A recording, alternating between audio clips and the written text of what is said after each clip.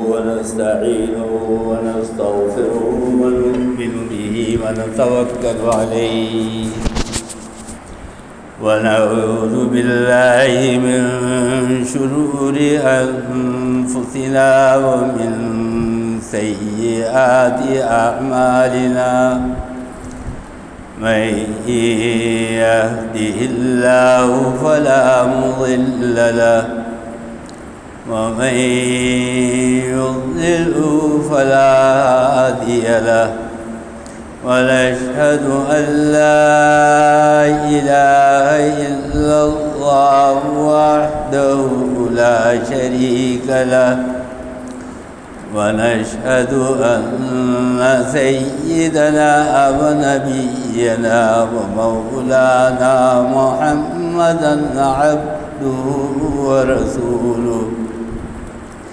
صلى الله تعالى على خير خلقه محمد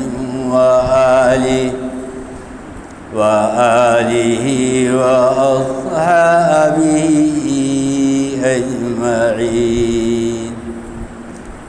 أما بعد فقد قال النبي صلى الله تعالى عليه وسلم من أحيا سنتي عند فساد أمتي فله أجر 100 شهيد. صدق الله رسوله النبي الكريم أو كما قال صلى الله عليه وسلم. اما بعد، بزرگان محترم اور برادران عزیز،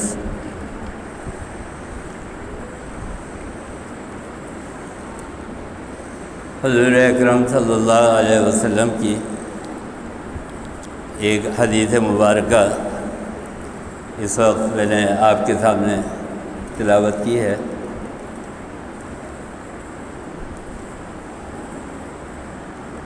اس حدیث کا مفہوم یہ ہے، من احیا سنتی،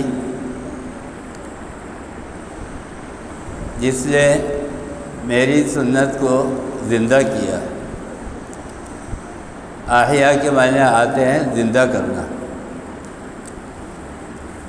اور یہ لفظ حیٌ سے نکلا ہے۔ حیٌ کا مطلب ہے، یہ اللہ تعالیٰ کی صفت ہے، حیٌ قیوم۔ حی کا مطلب ہے پیدا کرنے والا، زندہ کرنے والا۔ اچھا، صفت کے اعتبار سے تو ماں باپ بھی اولاد کی پیدائش کا سبب بنتے ہیں، اولاد کو زندگی دیتے ہیں، ان کو وجود دیتے ہیں۔ تو ماں باپ بھی خالق تو ہے،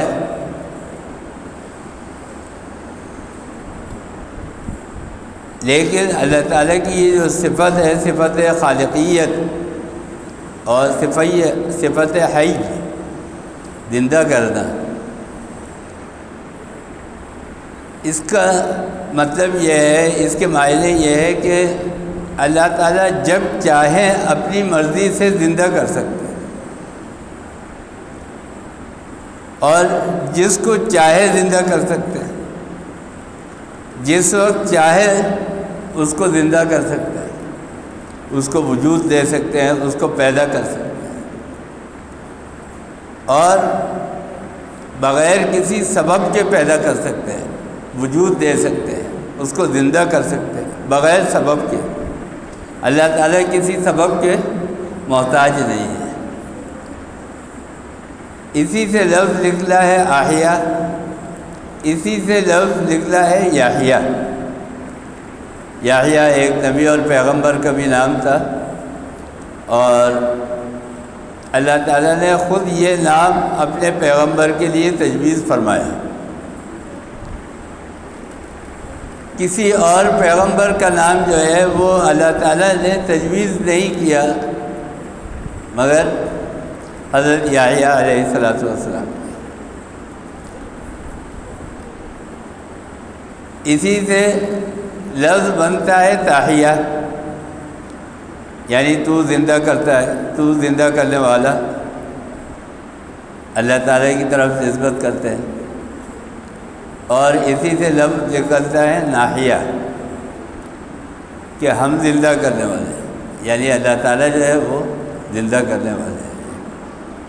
تو یہ لفظ جو ہے یہ حیٌ کے معنی یہ ہے کہ اللہ تعالیٰ زندہ کرنے والے ہیں، بغیر سبب کے، بغیر کسی کے محتاج ہوئے، اور جس وقت چاہے اپنی مرضی کو استعمال کر سکتے ہیں. سنتی، سنت کے اندر لفظ یا لگا ہوا ہے.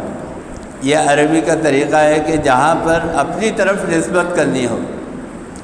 یہ قول ارشاد فرما رہے ہیں سرکار دو عالم صلی اللہ علیہ وسلم، آپ کا ارشاد گرامی ہے. تو جہاں نسبت کرنی ہوتی ہے اپنی طرف کہ میری یا میرا یا میرے لیے، تو وہاں پہ لفظ یا جو ہے وہ بڑھا دیتے ہیں. تو سنت کے معنی آتے ہیں طریقہ، اور سنت ایک قانونی لفظ بھی ہے. جیسے آپ نماز میں 4 رکعت پڑھتے ہیں فرض سے پہلے، یہ سنت ہے. اس کے 2 مطلب ہیں. ایک تو مطلب یہ ہے کہ یہ نماز کی سنتیں ہیں جو آپ کے اوپر واجب ہے، اور دوسری چیز یہ ہے کہ یہ 4 رکعت نماز فرض سے پہلے حضور اکرم صلی اللہ علیہ وسلم نے پڑھی ہے. یہ آپ کا طریقہ تھا. تو لہذا اس کے لیے بھی جو ہے ہم کہتے ہیں سنت. آپ نے سنا ہوگا اکثر لوگ کہتے ہیں داڑھی کا رکھنا سنت ہے. تو یہ جو ہم کہتے ہیں کہ داڑھی کا رکھنا سنت ہے، یہ اس لیے کہتے ہیں کہ حضور اکرم صلی اللہ علیہ وسلم کا طریقہ ہے، اور حضور اکرم صلی اللہ علیہ وسلم کے ساتھ تمام انبیاء کرام علیہ السلام کا طریقہ ہے. تمام انبیاء کرام علیہ السلام نے 2 سنتیں ہر نبی اور پیغمبر نے انجام دی. ایک داڑھی رکھنا، ہر نبی اور پیغمبر نے اس سنت کو انجام دیا، داڑھی رکھی. اور دوسری سنت نکاح کرنا، شادی کرنا. یہ بھی 1,24,000 انبیاء کرام علیہ السلام تشریف لائے، تقریباً سب نے نکاح فرمائے سوائے 2 نبی اور پیغمبر کے. ان میں ایک تو حضرت عیسیٰ علیہ السلام ہے کہ آپ دنیا کے اندر تشریف لائے، اور پھر ایک مدت کے بعد اللہ تعالیٰ نے آپ کو آسمانوں پر اٹھا لیا. اس وقت تک آپ کا نکاح نہیں ہوا تھا، جس کے لیے یہود کہتے ہیں کہ وما قتلوہ وما صلبوہ، کہ ہم نے قتل کر دیا. اللہ تعالیٰ کہتے ہیں وما قتلوہ، وہ قتل نہیں ہوئے، وما صلبوہ، اور نہ ہی وہ صلیب کے اوپر چڑھائے گئے، بل رفعہ اللہ الیہ، بلکہ ان کو آسمانوں کی طرف اٹھا لیا گیا.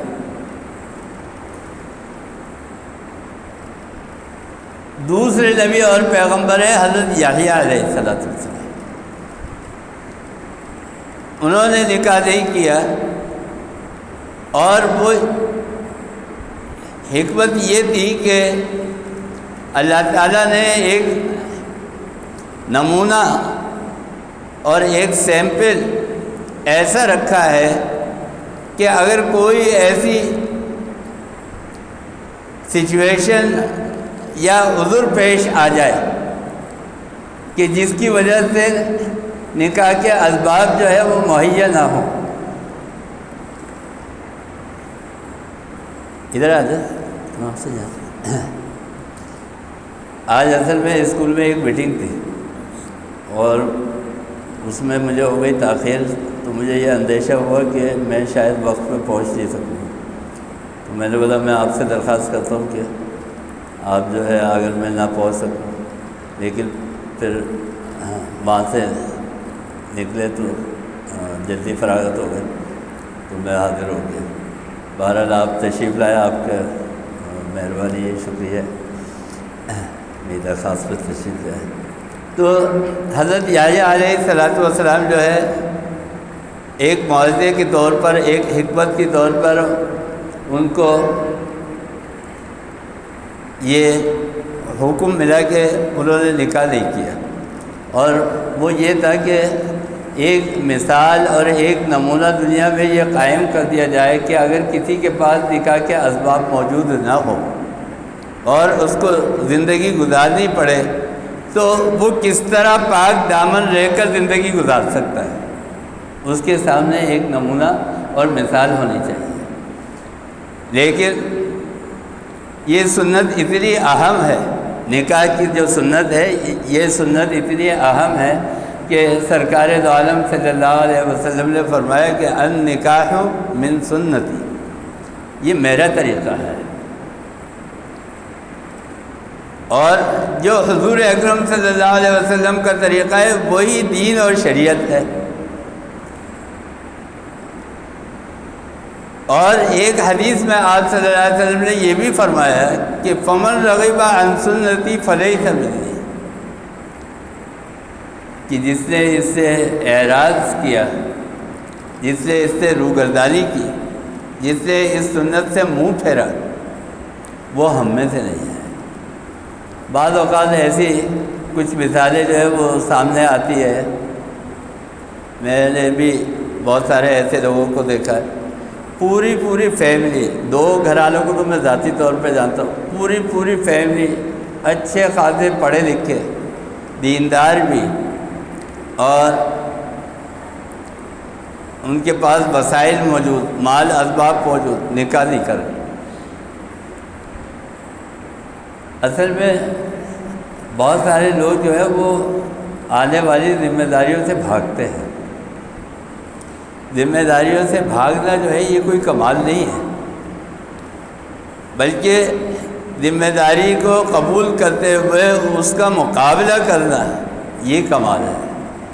اور یہ کمال حاصل تھا سرکار دو عالم صلی اللہ علیہ وسلم کو.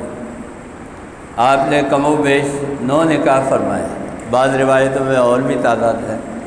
تو آپ صلی اللہ علیہ وسلم نے فرمایا کہ نکاح کرنا جو ہے میری سنت ہے، اور جو اس سے روگردانی اختیار کرے، جو اس سے منہ پھیرے، وہ ہم میں سے نہیں ہے. اصل میں ہم اور آپ نکاح سے بھاگتے کیوں ہیں؟ آج ہم نے ہمارے یہاں جو رسم و رواج ہے اس کو ہم نے اتنا،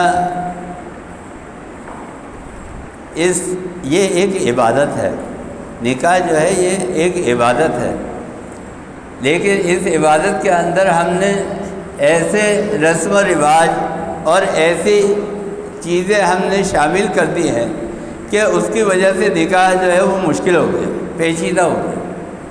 ایک صحابی آئے سرکار دو عالم صلی اللہ علیہ وسلم کے پاس اور آ کے فرمایا کہ یا رسول اللہ میری ایک پھول جیسی بیٹی ہے، بہت حسین و جمیل ہے، بہت خوبصورت ہے. یا رسول اللہ میں نے اس پہ کبھی ڈانٹ ٹپٹ نہیں کی، میں نے ہمیشہ اس کے ساتھ نرمی سے بات کی. یا رسول اللہ اب وہ بالغ ہو گئی ہے، میں اس کا نکاح کر رہا ہوں.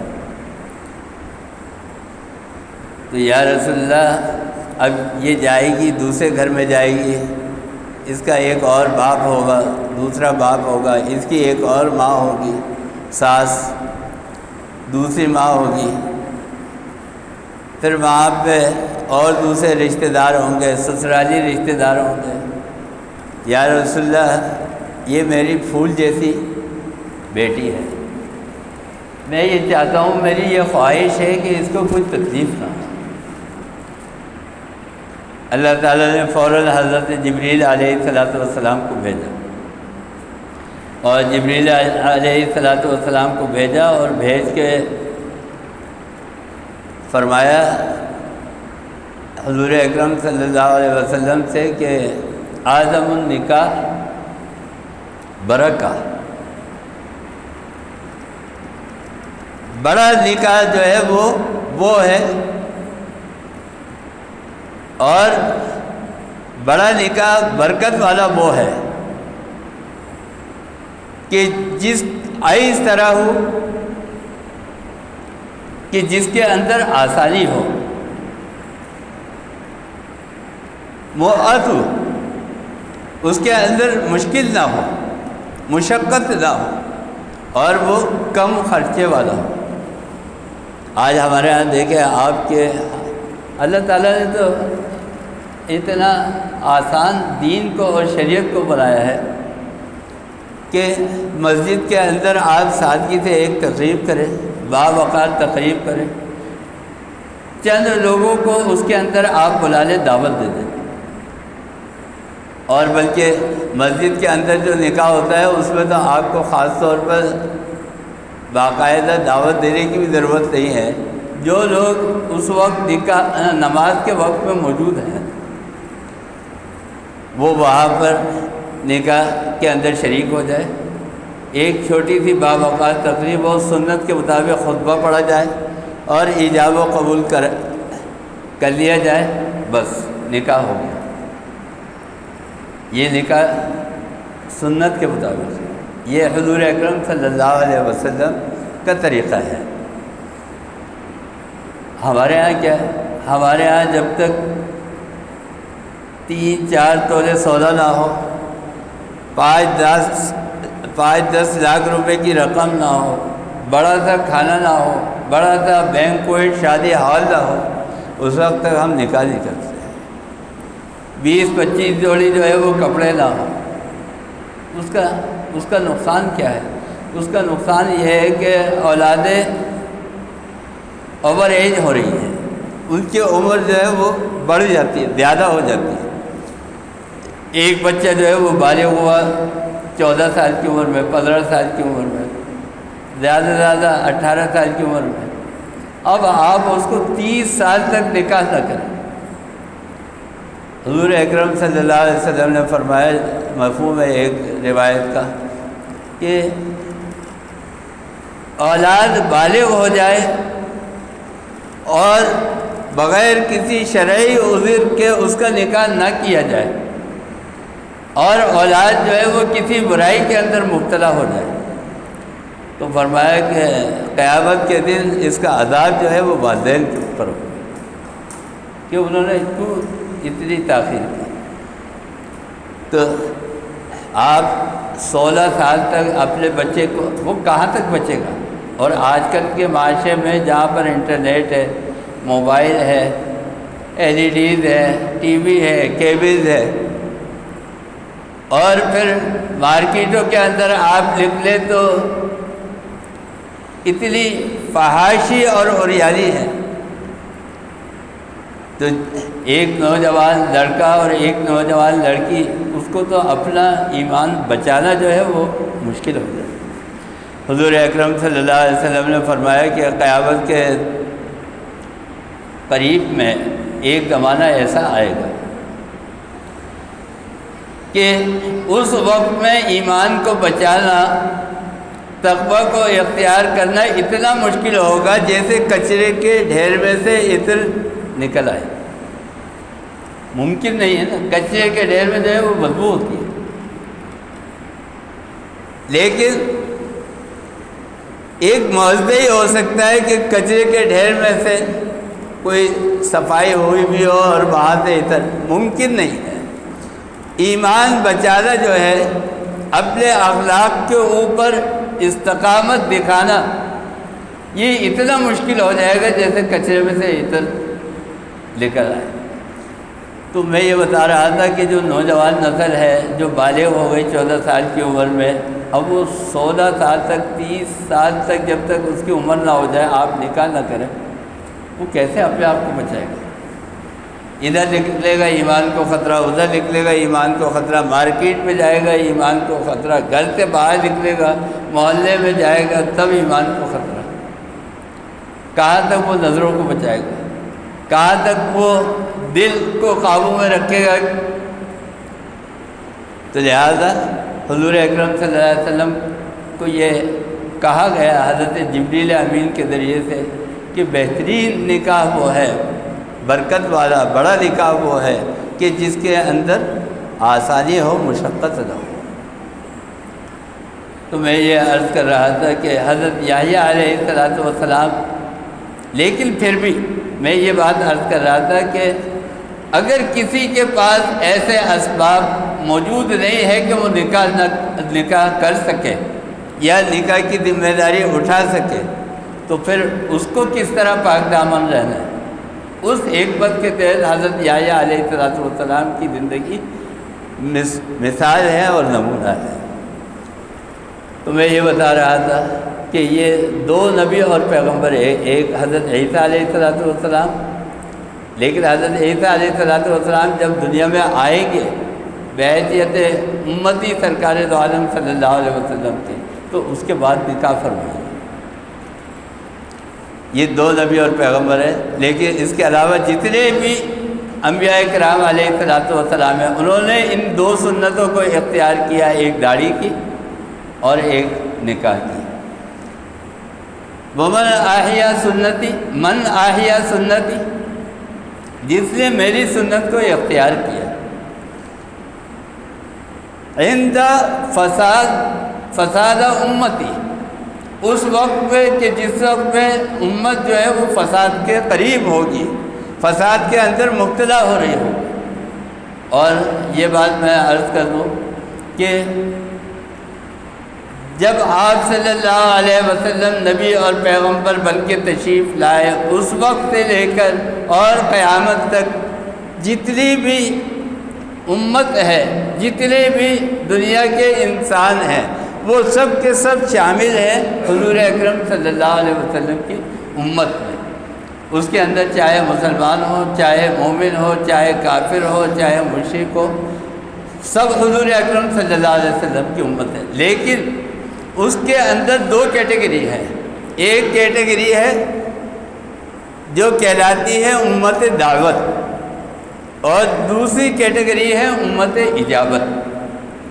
امت دعوت وہ ہے کہ جنہوں نے اسلام قبول نہیں کیا، ان کو ایمان کی دعوت پیش کی گئی، ان کو اسلام کی دعوت پیش کی گئی، لیکن انہوں نے اسلام قبول نہیں کیا۔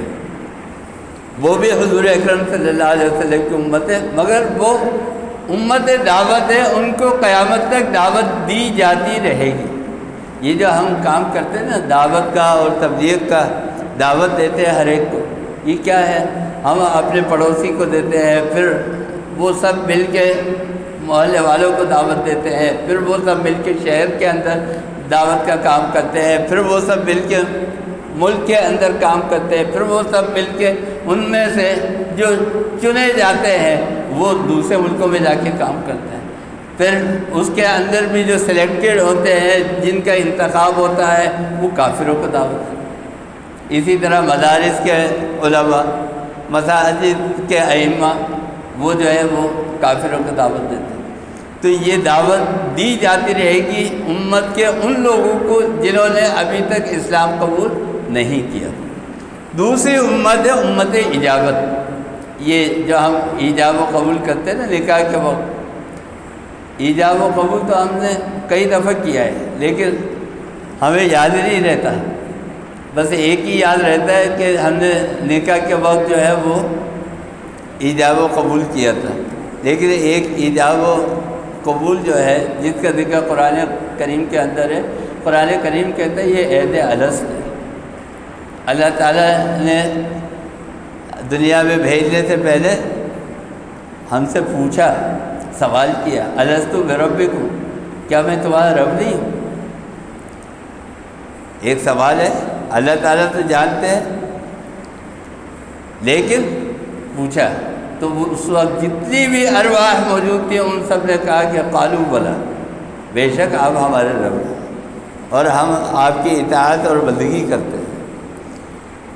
تو یہ بھی ہم نے عہد لیا، کلمہ پڑھتے ہیں ہم لا الہ الا اللہ محمد الرسول اللہ، اللہ تعالیٰ سے عہد کرتے نا کہ ہم جو ہے چلیں گے اسلام کے اوپر چلیں گے، دین کے اوپر چلیں گے، لا الہ الا اللہ کے مطابق چلیں گے، محمد الرسول اللہ صلی اللہ علیہ وسلم کی شریعت کے اوپر چلیں گے، یہ ہم نے قبول کیا۔ لیکن ایک انسان نکاح کے اندر ایجاب و قبول کرنے کے بعد وہ ساری ذمہ داریاں تو اٹھانے کے لیے تیار ہے۔ ایک شخص آیا اور شخص نے آ کے حضرت علی کرم اللہ وجہہ سے پوچھا کہ یا امیر المومنین معذر نکاح کیا ہے؟ تو امیر المومنین نے فرمایا کہ سرور الشہر، ایک مہینے کی خوشی ہے۔ تو اس نے بدو نے پھر سوال کیا کہ یا امیر المومنین ثم ماذا، پھر اس کے بعد نکاح کی کون سی منزل ہے؟ تو فرمایا کہ لزوم مہر، اب جو ہے مہر کی ادائیگی کریں۔ پہلا کام یہ ہے نکاح ہو جائے آپ مہر کی ادائیگی کریں، یہ سنت ہے سرکار دو عالم صلی اللہ علیہ وسلم۔ اور جو یہ حدیث میں نے تلاوت کی ہے نا، یہ اسی کے اندر سب آتی ہے کہ جس نے میری سنت کو زندہ کیا۔ یہ سنت بھی تو ہے، ہم اور آپ بہت ساری سنتیں اختیار کرتے ہیں، کلو وشربو کی سنت اختیار کرتے ہیں، کھاؤ پیو، لیکن وہ جو پتھر کھائے تھے نا طائف کے اندر، مکے کے اندر حضور اکرم صلی اللہ علیہ وسلم نے پتھر کھائے تھے، تبلیغ کی تھی، دعوت دی تھی، اس سنت کو کوئی لینے کے لیے تیار نہیں۔ یہ نکاح ہو جائے اس کے بعد آپ کی ذمہ داری ہے کہ آپ مہر ادا کریں۔ اچھا، اب مہر ہم کیوں ادا نہیں کرتے؟ ہماری سوسائٹی اور معاشرے میں یہ کہ بس جس یہ طے ہو رہا ہوتا ہے کہ مہر کتنا رکھا جائے، تو کوئی کہتا ہے 5 لاکھ، کوئی کہتا ہے 10 لاکھ، اور اگر غریب بھی ہوگا تو وہ 1 لاکھ 2 لاکھ سے کم تو رکھواتے ہی نہیں۔ صحیح طریقہ یہ ہے، سنت طریقہ یہ ہے کہ مہر کم ہو، اطلاع ہو، لڑکے کی دولہا کی حیثیت کے مطابق اطلاع ہو کہ وہ اس کو جلد سے جلد فوری ادا کر سکے، معجل جس کو ہم کہتے ہیں معجل، اور دوسرا ہوتا ہے موجل، معجل حمزہ سے۔ معجل جو ہے وہ اجرت سے ہے جلدی، اور معجل جو ہے وہ تاخیر سے ہے۔ تو مہر جو ہے وہ ادا کی جائے، یہ دوسری ذمہ داری ہے۔ بدو نے پھر سوال کیا کہ یا امیر المومنین ثم ماذا، پھر اس کے بعد کون سی منزل ہے؟ تو حضرت علی کرم اللہ وجہہ نے فرمایا کہ غموم دہر، اس کے بعد پھر سارے زمانے کا غم آ پڑتا ہے، یہ کام کرنا ہے، وہ کام کرنا ہے، بیوی کی ذمہ داریاں ہیں، بچوں کی ذمہ داریاں ہیں، ٹیوشن پڑھانا ہے، قرآن پڑھانا ہے، مدرسہ پڑھانا ہے، بچے کا کیریئر بنانا ہے، یہ ساری ذمہ داری آ جاتی ہے۔ غموم دہر، دہر کے معنی زمانہ، وقت، اور غموم کا مطلب غم کی جمع ہے، یہ سارے زمانے کا غم آ پڑتا ہے۔ پھر سوال کیا یا امیر المومنین ثم ماذا، پھر اس کے بعد کون سی منزل ہے؟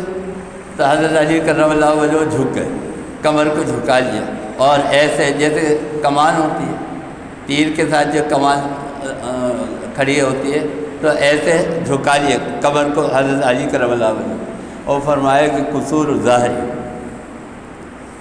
یہ ذمہ داریاں ادا کرتے کرتے کرتے کرتے انسان کی کمر جو ہے وہ جھک جاتی ہے، انسان جو ہے وہ بڑھاپے کی منزل کے اندر آ جاتا ہے۔ بس پھر اس کے بعد بدو نے کوئی سوال نہیں کیا، میرے خیال میں اسی کے اندر جو ہے وہ گھبرا گیا ہوگا کہ بھائی یہ بہت بڑی منزل ہے۔ میں یہ بتا رہا تھا، یہ جو مہر کی ادائیگی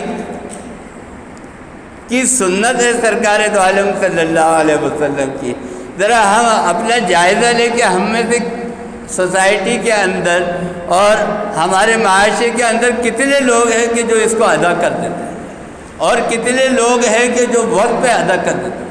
اور بعض اوقات تو ایسا ہوتا ہے کہ شوہر اگر مر گیا، اب اس کے لڑکے کے گھر والے کہتے ہیں کہ بھائی یہ تو چلا گیا، اس کے ذمے جو رقم تھی مہر کی وہ آپ معاف کر دیں۔ لڑکی بولتی ہے اب تو چلا گیا، اب تو ویسے بھی ملنے نہیں، چلو معاف کر دیں۔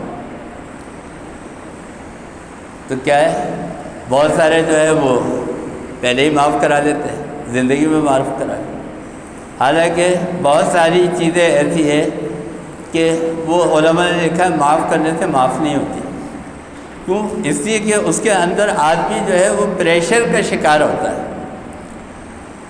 ایک مہر جو عورت سے لڑکا کہتا ہے کہ یہ معاف کر دو، اب اس کو پتہ ہے بھائی میں نے ساری زندگی اس کے ساتھ گزارنی، اب اس کے اوپر پریشر ہے، یہ میرا شوہر ہے، اب اس کو راضی نہیں رکھوں گی تو کام کیسے چلے گا، زندگی کیسے گزرے؟ وہ بولتی ہے میں نے معاف کیا۔ یا پھر بہت زیادہ محبت ہو، انڈرسٹینڈنگ ہو، تو بولتی ہے چلو کہہ رہا ہے معاف کر دو۔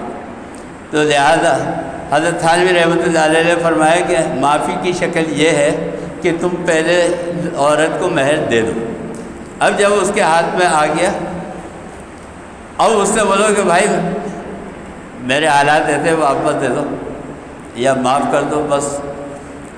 اب اگر وہ واپس دے دیتی ہے تو ٹھیک ہے۔ اسی طرح دوسری چیز ہے وراثت۔ اس کے اندر جب لڑکیوں کا، بیٹیوں کا، بہنوں کا جائیداد کے اندر حصہ ملنے کا وقت آتا ہے تو اکثر اس کے اندر یہ آپس کے اندر یہ طے ہوتا ہے کہ بھئی یہ ایک مکان ہے اور اس کے اندر ظاہر بات ہے کہ ہمیں دوسرا مکان بھی کرنا ہے، اور اگر ہم نے سب کو یہ حصے دے دیے تو پھر اتنی رقم نہیں بچے گی کہ ہم مکان لے سکیں یا رہنے کے لیے کوئی ٹھکانہ کر سکیں۔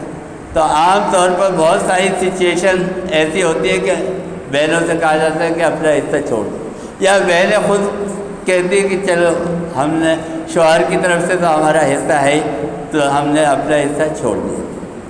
معاف نہیں ہوتا، پہلے آپ دے اور پھر اس کے بعد آگے عورت آپ کو واپس کر دے۔ تو میں یہ کہہ رہا ہوں یہ سنتیں ہیں۔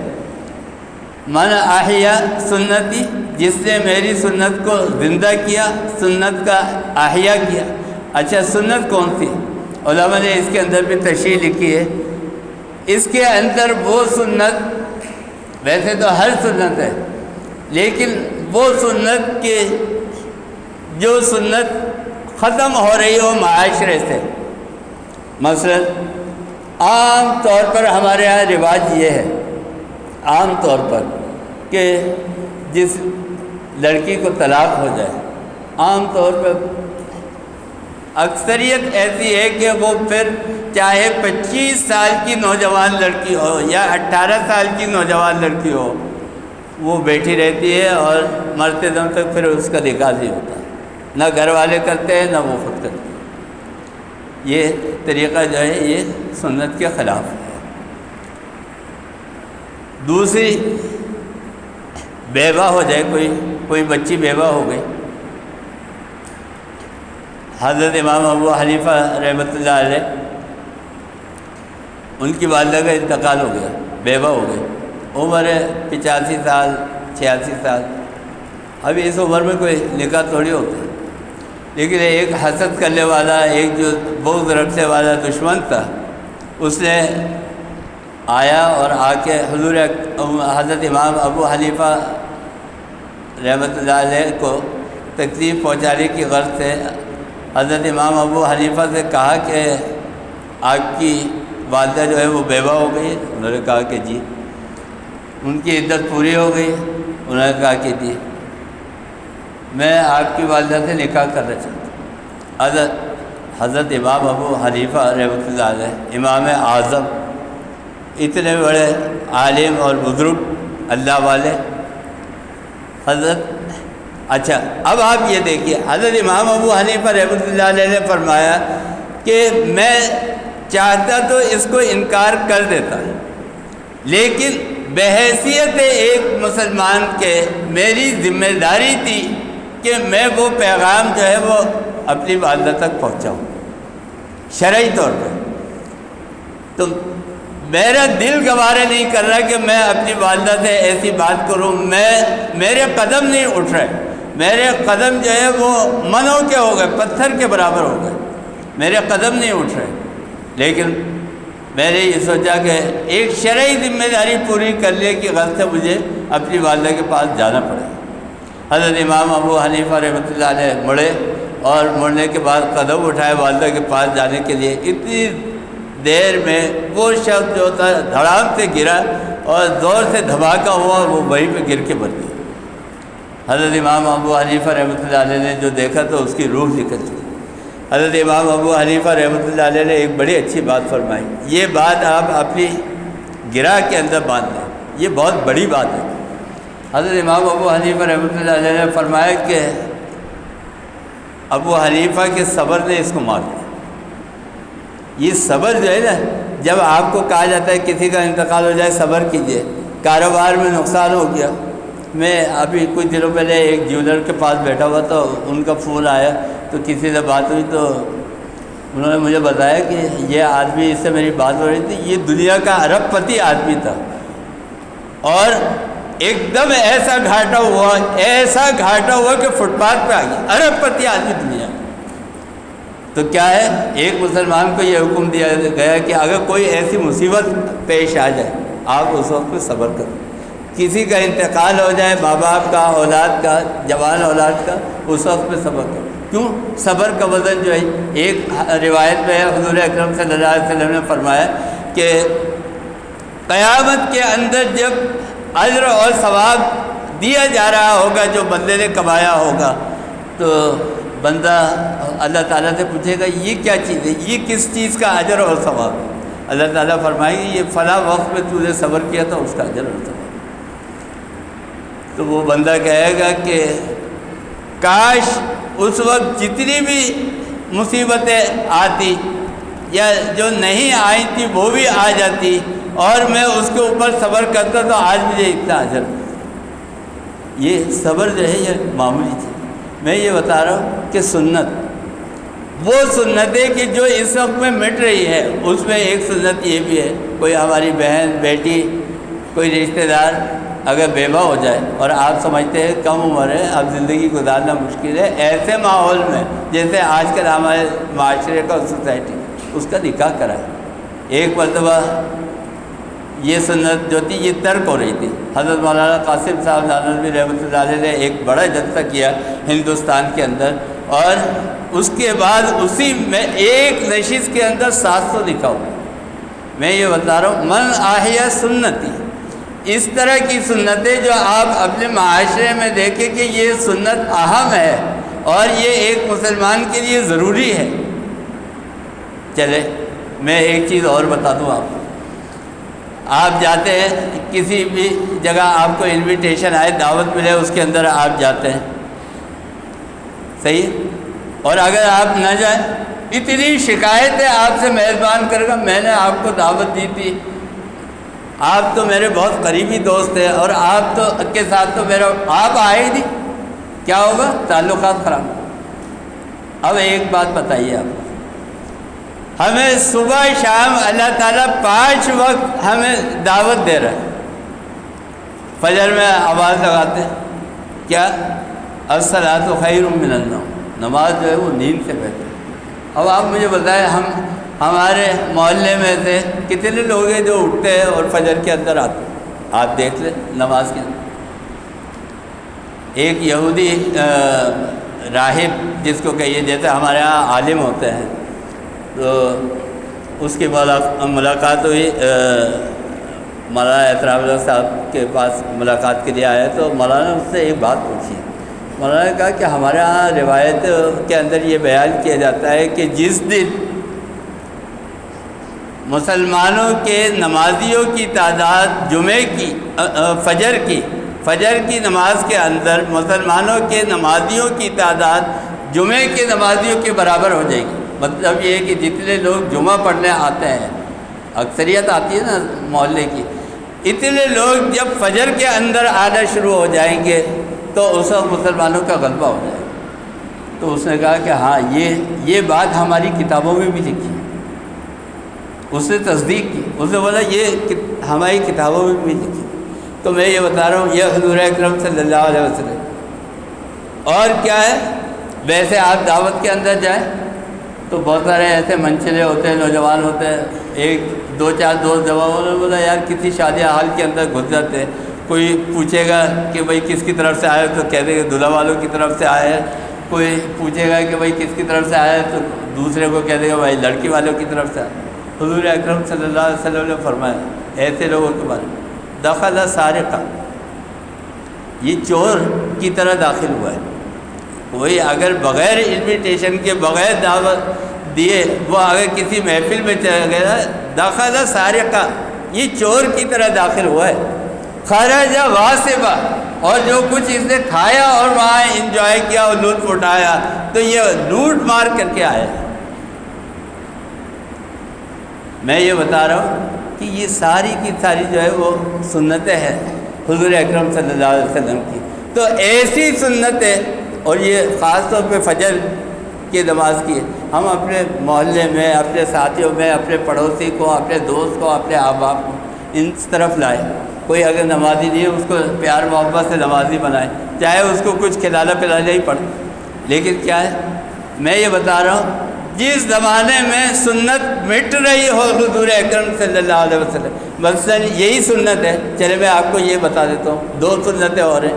ایک تو یہ حق کا ساتھ دینا، اور دوسرے یہ کہ امر بالمعروف اور نہی عن المنکر، یہ آج ختم ہوتے جا رہا ہے۔ کوئی اگر جھوٹ بول رہا ہوگا، کوئی چوری کر رہا ہوگا، کوئی موبائل چھین رہا ہوگا، کوئی اور دوسرا کام کر رہا ہوگا، کوئی ملاوٹ کر رہا ہوگا، آج ہمارے اندر اتنی ہمت دی ہے، اس کو کہتے ہیں بھائی یہ غلط کام کر رہے ہیں آپ، یہ مت کرو، گناہ ہے، عذاب ہوگا۔ اتنا سے بھی ہم کہتے ہوئے جو ہے وہ ڈرتے ہیں۔ تو یہ کیا ہے، سنت ہے امر بالمعروف، کسی کو تبلیغ کرنا، کسی کو غلط کام سے روکنا، کسی کو اچھائی کی دعوت دینا، بس یہ حضور اکرم صلی اللہ علیہ وسلم نے فرمایا کہ من احیا سنتی، جس نے میرے سنت کو زندہ کیا، عند فساد امتی، اس وقت کہ جب امت فساد کے قریب ہوگی، فساد میں مبتلا ہو رہی ہوگی، میعۃ شہید، اس کو 100 شہیدوں کے برابر ثواب ملے گا۔ اب آپ چھوڑے ساری فضیلت کو، جو شہید کی فضیلت ہے وہ تو ساری چھوڑے، ایک فضیلت کافی ہے، اور وہ یہ کہ بغیر حساب کتاب جنت میں داخل۔ اللہ تعالیٰ ہے اور آپ کو سب کو عمل کی توفیق عطا فرمائے۔ اللہم ارنا الحق حقا وارزقنا اتباعہ وارنا الباطل باطلا وارزقنا اجتنابہ، وصلی اللہ تعالیٰ علی خیر خلقہ محمد وآلہ واصحابہ اجمعین برحمتہ۔